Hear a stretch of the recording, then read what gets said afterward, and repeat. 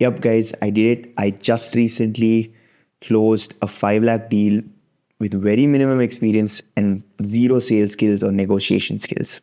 But that's not even the interesting part about this video or what I'm trying to share with you guys today here. What's even more interesting is the fact that I predicted that I would do this. I would close a 5 lakh deal and have 5 lakhs in my bank account a year ago. To be very specific, I created a vision board on November 25th of last year, November 25th, 2023, and I put like my bank account with my bank account balance in it, and I edited the bank account balance with Photoshop. It is a screenshot of my bank account basically, and I edited my balance to make it look like I had 5 lakh rupees in it. I had made it the cover or the lock screen picture of my iPad for a really long time. To be very honest, when I created that, I had no idea that this was possible. I literally thought to myself, like, this is impossible. Like, there is no way in any world am I going to have this much money in my bank by the next year. Simply because at that point, I had zero money to my name. First of all, I had no job. I had no work experience, no degree. I still don't have any degree. And the highest amount of money I'd probably made was 8,000 rupees working as a Zomato delivery boy. So there is literally no source of income, just ground zero. But I just thought, you know what, let's just shoot for the moon. If we reach the stars, then well and good. But let's just try. And well, here we are. I just finished signing the terms of agreement with the company that I'm working for. If you don't know what my company is and what we do, then I have the video that I speak about what we are and what we do show up over here. Go and check it out for a better understanding of this video. But yeah, I just signed the terms of agreement. We've had I've received the advance. We started working on the project. And it's just insane. I don't know how to explain it to you because, again, like I said, ground zero, no income, no salary, no skill, no experience, nothing. And here we are today. But before we get into the details about how I did it and all of that, I just want to take you on a quick side note and let you guys know that, look, these things take time, all right? Although a year ago I put it in my vision board and I suddenly landed all of this with zero skills of sales and negotiation. When I say zero skills, I mean applicable skills, right? I did not have real world proof where I've got people to buy something for me.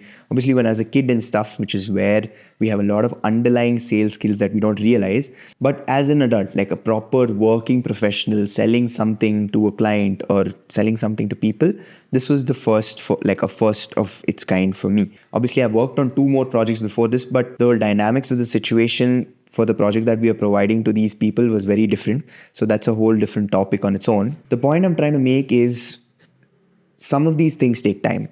All right. I know we're impatient and we want things to get done soon. To be very honest, I didn't even think about the 5 lakh deal until the other day. I was just scrolling through my vision board, and I was just looking at things and where we are with stuff. And I realized that, oh shit, I had put this in.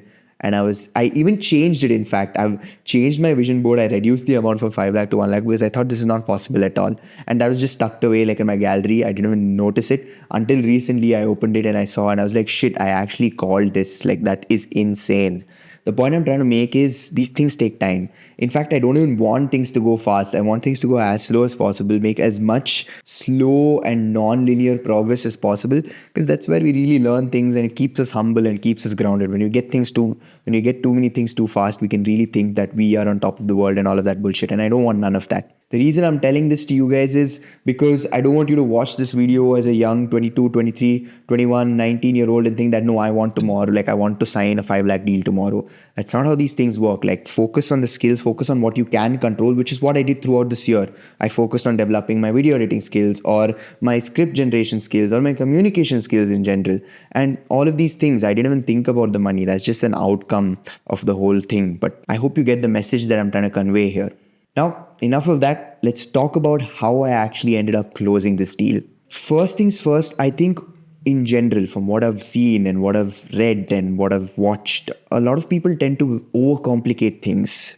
And it's quite simple. The reason they do that is because as you go up in the ladder of life and experience and corporate, even for that matter, you have to prove your experience and your value by using big terminologies, complex words, and all of these different complex things that is not understandable.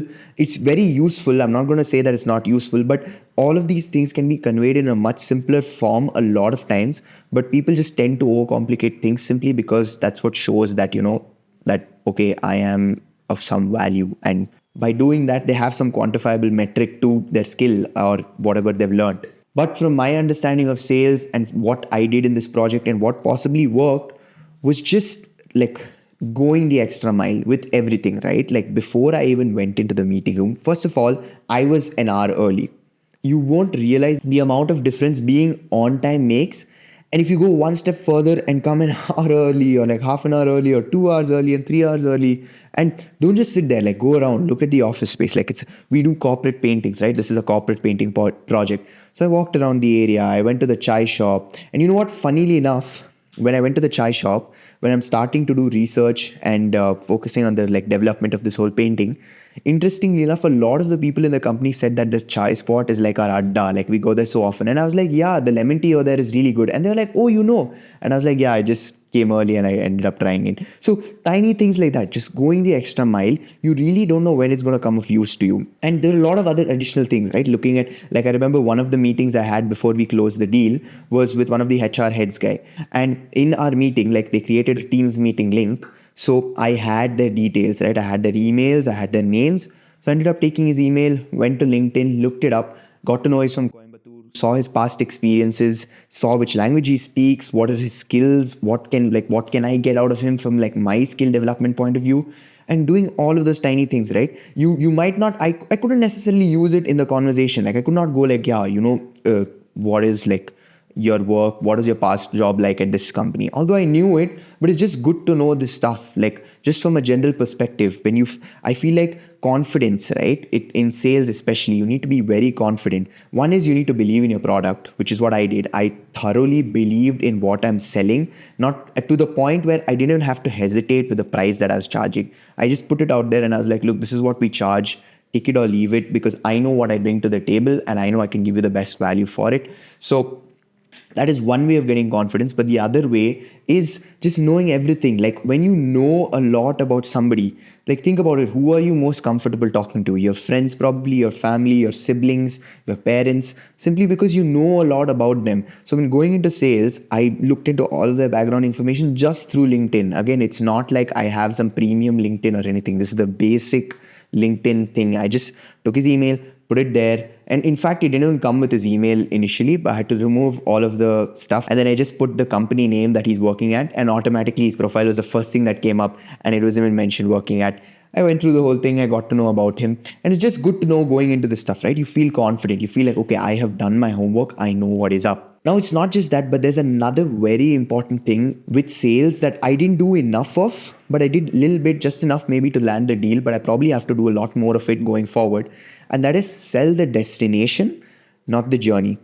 To be honest, in my experience, what I've realized is sell a little bit of the journey even, because especially with design and with countries like India and stuff, we're not as design forward, right? We're not that art forward. We think operation, we think execution, and that's good. I mean, it has its benefits and its flaws, obviously, but now we're changing. Things are transitioning to a more art and design focused ideology, which is good for us. But when I say explain the journey, what I mean is tell them little bits of the journey. Like tell them what it is to create a mood board.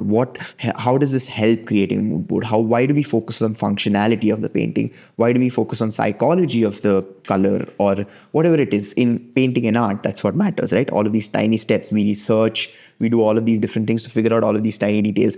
They don't necessarily know that. So sell them on tiny bits of information on that, and then sell them larger destination. Like, look, this painting, when it's done in your office, I like hope to transform everybody's life through this painting. Like everybody at work should feel more joy and energy when they come to work. Everybody that walks into this office for the first time should feel this surge of like vibrance and connection when they just look at the painting and the surroundings of the whole office. And that was basically what I was doing, is selling them what the destination was, selling them the vacation, selling them that, look, this is what you're going to get out of this. This is how you're going to be benefit from it. By doing that, they had a fair understanding of, okay, they don't want to go into the details, to be honest, which is what I realized. They don't want too much of the tiny bits of information. You tell them where they're going and they're like, okay, you know what? This guy knows what he's doing to some extent at least. Now, with negotiation, again, I negotiated on my past two projects, but it was different because these guys were known people. So, there was a little bit mutual understanding. This was negotiation with a complete stranger. And to be very honest, I did not do any negotiation. How did I do that? Like I mentioned, confidence in my product. From the very beginning, I know exactly what I'm here for. I know what I'll deliver with this project or this service. I know how you will be benefited from it. I know how I will be benefited from it. It'll be an entire experience for all of us. And I was confident about it. So I just stated my price. I gave them three different options, obviously, which is like your medium budget, your like lower budget, and your higher, sort of more very expensive budget. But the medium budget would work out best for us, which is what I intended for them to choose. And that's what they ended up choosing, even. So yeah, I just clearly put it out there. I broke it down into what each process will cost, why it'll cost, how much it will. I explained that to them too briefly. And I knew what I was talking about. So they didn't hesitate either, They took a week at max, and they got back to me and they were like, sure, let's go ahead with this, with the medium budget thing. Now, there's one big problem with all of this that I've explained. This whole experience is subjective. I could have just landed this gig by a fluke, right? They just needed somebody to paint in their office desperately. I ended up being that person that they found. I was the only connect, and somehow it just ended up all going in favor of like me. But keeping that in mind, it's very important to know while you're taking all of this information that this will evolve as we continue to go forward. Because like I said, this is the first deal that I've landed, and I've already landed it. So I need to keep in mind that everything that I'm saying, like about negotiation, about sales, it might not work on the next deal. And it might not work on the deal after that, but it might work, like if I keep evolving and changing things, it might work on the next to next deal. So basically what I'm trying to say is, we learn from our mistakes. We don't learn from our victories. This is something that I learned in football, right? When we're winning, we're so blinded by the win itself. We're like, yes, I won, I did this right, I did that right, I was so good in this moment. And automatically what tends to happen is we just forget to see the negatives. And it's something that you cannot do anything about it, because when you won, the feeling of victory is just so strong that we only see the positives. And this is something that I'm struggling with this deal too, right? But I'm still trying to think, okay, with the sales, I probably could have sold the destination more. I went into the details of some stuff which is unnecessary. Maybe I could have just given them the overarching like idea of the whole project, tiny things like that. But it's also very important to remind myself that, look, I am not going to learn as much from this experience as I would if I wouldn't have got this deal. But not just that, right? This is a big amount. Like, I was a kid that had probably like, before this check came in fact, even though I was a salaried employee for like 6 months, I had probably like $1,000 in my bank account. So I've been quite a broke kid. For 5 lakhs to suddenly show up in my bank account, obviously there are a few expenditures that go out into different tasks and stuff, but around like a lot of money is in my bank compared to what is usually. It's really hard to just get that sort of money and because we usually splurge, right? We get a lot of money, we splurge, we go out, buy things. So it's not just important to stay grounded for the reason that, sure, I probably could have just landed this deal as a fluke, but also to be mindful of the fact that I can't make like silly purchases or start suddenly living this lavish lifestyle, especially because it's not a salary. I'm running a business over here. All of what I make has to go back into the business. But keeping that in mind, there's probably one lousy purchase that I need to make. And I don't just think it's lousy. I think it will be very useful even. But for the most part, it's lousy. And it's a little bit of like I don't know. I don't want to give out too much information. I'm going to speak about it in one of the videos going forward when I actually get what I want to get. But it won't be a completely useless expenditure. It will help the business, which is again my main focus.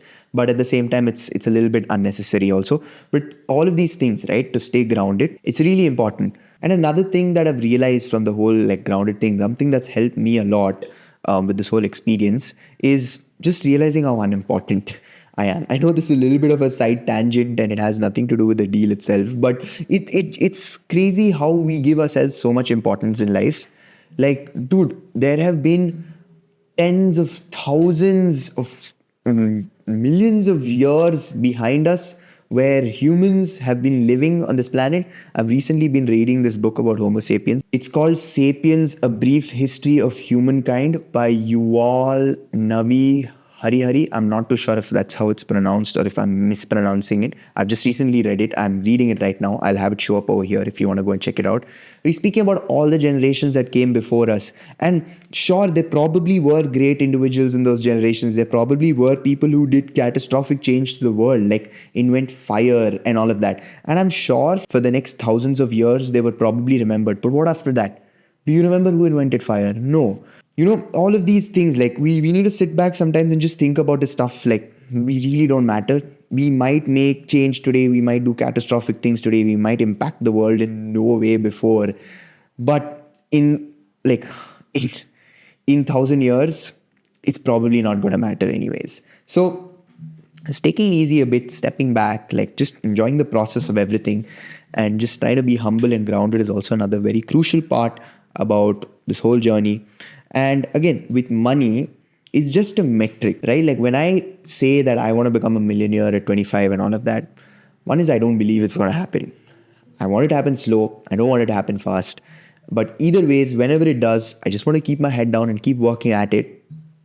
But the reason why it's millionaire and the reason why I keep talking about it so much is because it's a quantifiable metric. Like I can calculate how much progress I'm making as a human through the amount of money I'm earning. At some point, I'm going to have to step away from this game, right? These are all different games in life, right? Sports is a game, politics is a game, money is a game. And I want to be able to measure these games, right? Like with sports, you work hard, you train hard, you get promoted to like your different, like to a different division, or you work hard, you play hard, you get selected for a different club. Or in politics, you do right for your people, you give back. Well, in most countries, you do right for your people, you give back to them, you probably go up a level. That's how these things work, right? And it's the same with money. Like I keep learning, I keep growing, I keep reading all of these different things, keep watching, learning, and all of these different experiences. Through it, I can calculate, okay, like today I closed a 5 lakh deal because I learned that, sell the dream, sell the destination, not the journey, and all of these different things, right? So that's why money is a metric. But yeah, staying humble about it, staying grounded is crucial. And it's exciting. I just spoke to the general manager of this company, and this is an international company that was founded in 1902, if I'm not wrong, in US. And very beautiful story, in fact, of how they were founded and stuff. But I'm not going to go into that. But the reason I'm telling you this is I spoke to the general manager of the company, and I know if I were to choose like the corporate route of working for a company, starting from like the dust and climbing up the ranks, it would take me ages to do something like this where I spoke to the general manager. So it's exciting, it's very fun, and I hope you guys gain some value out of this. If you did, then please like and share this to anybody who could use this video. Or if you just want to be part of the journey, then go ahead and subscribe. I hope you guys enjoyed this video, and this is the end of it. And until next time, bye.